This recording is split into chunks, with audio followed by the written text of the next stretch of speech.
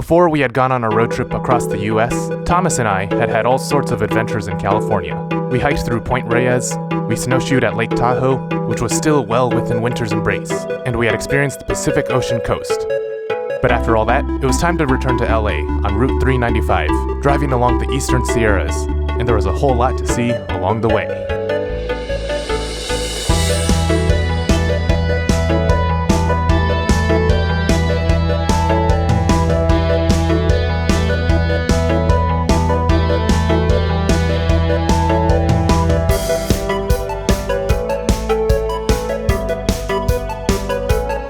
Our journey started as we left the snow-capped mountains of Lake Tahoe and entered a flat, arid region of Nevada. We had enjoyed snowshoeing in Tahoe the previous day, but now it was time for our first stop.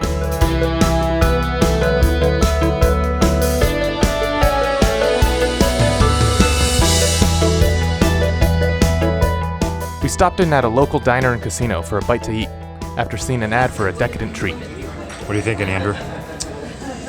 I don't know, something breakfasty. Have deep fried pancakes. In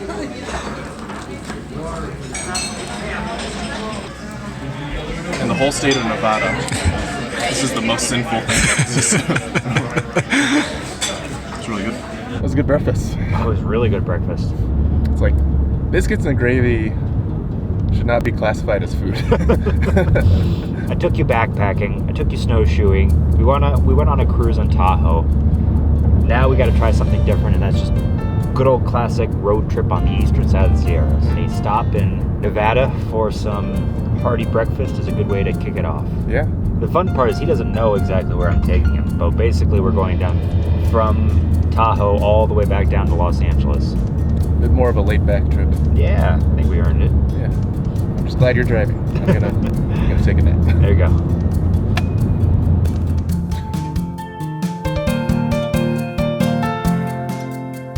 All around us were gorgeous, majestic mountains.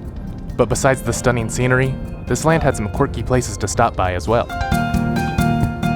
This was the Three Flags Trading Post, a little haberdashery in the middle of nowhere. It sold all sorts of trinkets and souvenirs, and was heated by a single wood fire stove. Places like this are always fun to browse around in, and a great way to get to know some of the local color.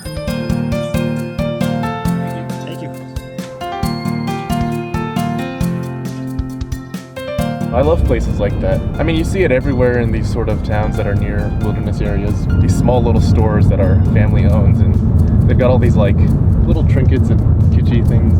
But the interesting thing was the storefront was up front. Yeah. And then we heard chickens and dogs barking in the back, which means you must live there too. Yeah. Yeah, I don't know. There's something like real and rustic about it. Yeah, rustic is a good word. Rustic. I bought a book called Murders at Convict Lake. So there's a lake called Convict Lake that I wanted to check out. And that's a place I've been wanting to go and hike, and I'm sure I'll hike at some point. One of those things you like to, Yeah. It's fun to flip through. Yeah. So we're sort of just stopping by any cool little spot that we see along the way. This one is called the Shingle Mill Day Use Area. It's in the Toyabe National Forest. It's always fun to stop at little random areas along the way on a road trip. And to an Ohioan like me, even a day use area like this out west boasts some impressive natural scenery.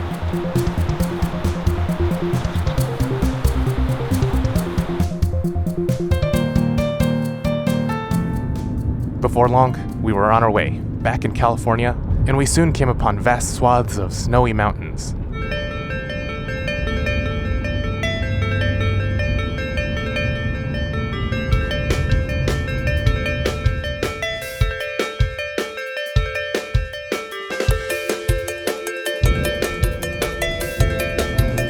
And as we passed over the mountain range, we saw in the distance Mono Lake.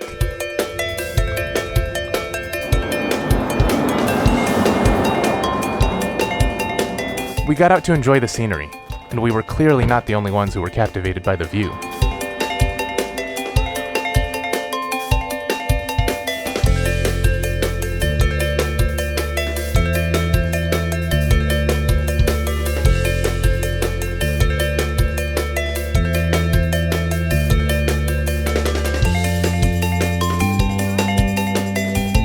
But as impressive as the vista was from the observation point, we wanted to get a more intimate look at the enigmatic Mono Lake.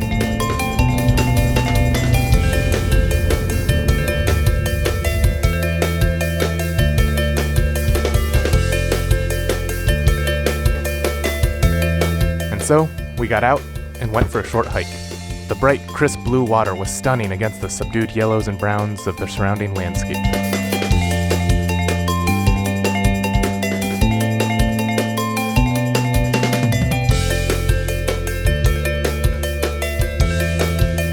A boardwalk led us closer to the lake, and we soon had a great view of the mystical tufa spires jutting out of the water.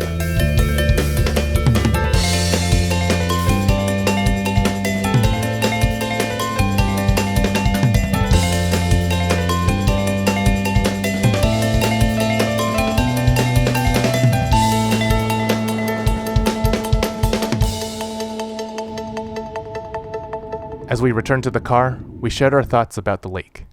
Like such a alien landscape sort of lake, you know? It really is. I mean, you had these spires just a few dozen yards offshore, and Just this sort of like almost barren, flat landscape in the middle of all these mountains. But it's also cool to learn about like the native people who used to live here, and also the demonstrations people had to preserve the water here, because they were draining water out of the streams that fed into the lake. well, it's all salt too, right? I mean, it's an all alkaline, Yeah. and you can smell it too once you walk in. You get the, I don't want to say it's sulfur, but it's definitely like it's not fresh water smell. Yeah. I love the spires and the way they look. So cool. Like something from Martian landscape or something. And I think in the summertime, there are these tiny shrimps that just form in the salt water, and birds migrate all around to chomp on them. What a world we live in. Yeah, that's for sure. And then we were off. We drove by Tioga Pass, the eastern entrance of Yosemite National Park.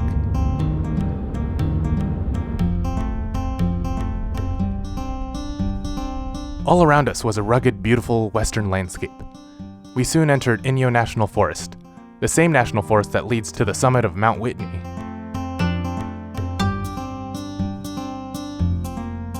And we passed by a sign for Mammoth Lakes, a popular vacation spot for people escaping the hustle and bustle of Los Angeles.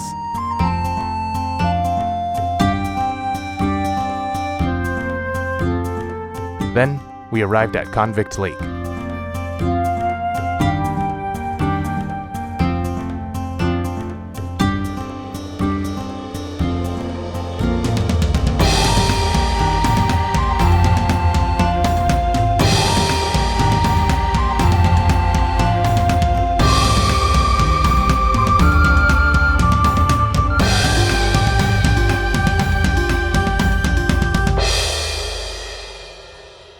So what do you think of this?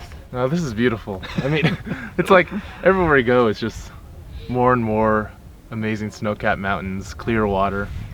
Are you getting sick of it yet? No. No, okay, that's good. No.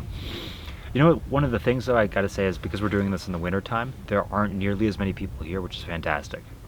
And the people we do come here are really, I guess, insightful of this area. Yeah, no, we just met a guy, I think his name was Kurit. He was talking about how, you know, when you look at nature, the top of the mountain is like arrogance and the bottom of the lake is like being humble. And when the rain falls, all the water collects down at the bottom. Mm-hmm. And it's just like, it's very true, man. When you learn to let go of like this image of yourself, you're a lot more likely to learn more and become a better person. It's a lesson that I think I need to remember a lot more often than I do. I love mountains, but I gotta say, every time I hike one, climb one, Whitney included, ego becomes such a huge thing with mountains. Yeah. I don't know, I keep thinking, how do you come out here and then go back to everyday life and without feeling like sort of a benevolence for everybody? You know? The thing I like though is this is all off one highway. Most people in Los Angeles I talk to never heard of it. Huh. And I got one more place to show you. All right. Well, I got a few more places. But one more big place I want to check out before we head out too. Cool. So you ready? Yeah, let's do it. I don't know if I want to leave this quite yet. Hey, but at least I got a book that tells me all about this place. All right. Cool. And then we were off once again. Next up was a stop that Thomas had picked out as a surprise for me. I had no idea where we were headed, but I would soon find out.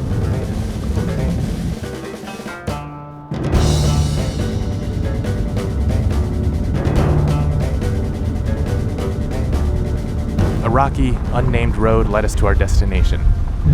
This land holds great beauty.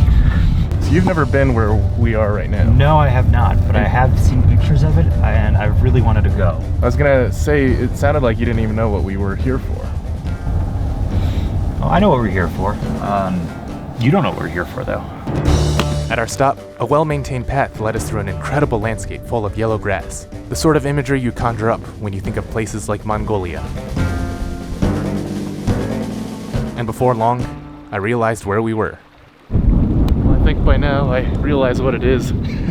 Not the smell, then, because of the people in bathing suits.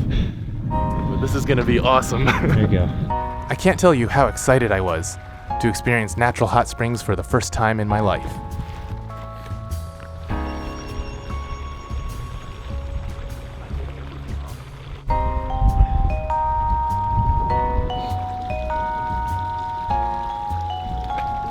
Even above hiking or canoeing, this might be my favorite outdoor activity ever. This is the best thing we've ever done. I was worried it wouldn't work out, but Yeah. it kind of is. This is like, you don't realize how much this is my dream right now.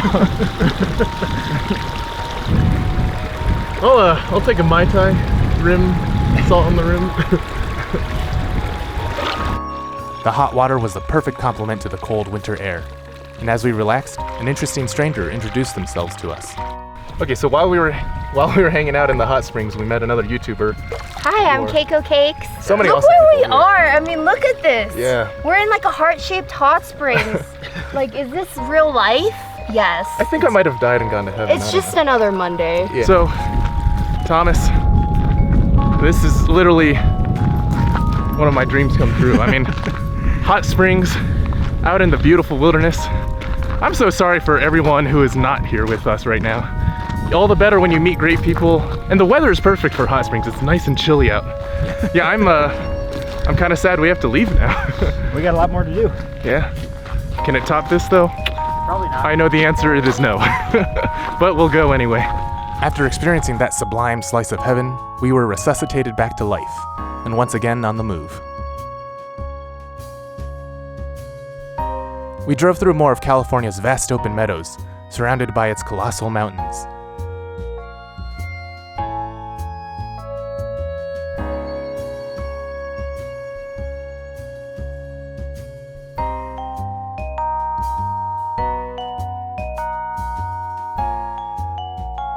We passed through the town of Mammoth. As the evening began to set in, we drove along a familiar stretch of the Sierras.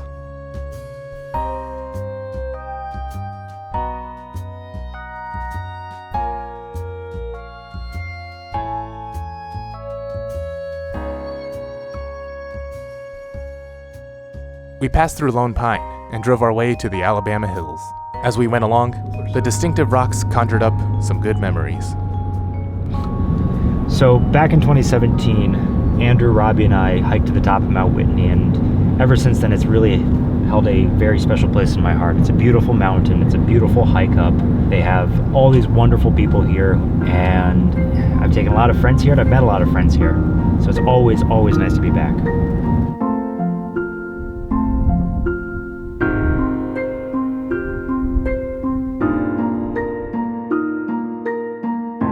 We got out, wandered through the hills, and saw the evening's last light hitting the peak of Whitney.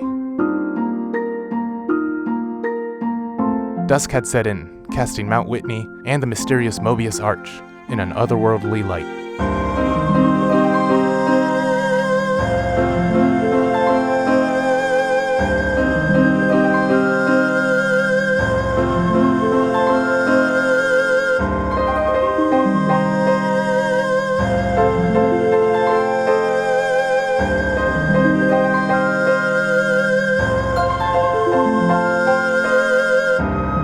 It was great to be back here, to reflect on our accomplishment a year ago when we summited Whitney, and to reflect on our lifelong friendship and how it led up to this moment.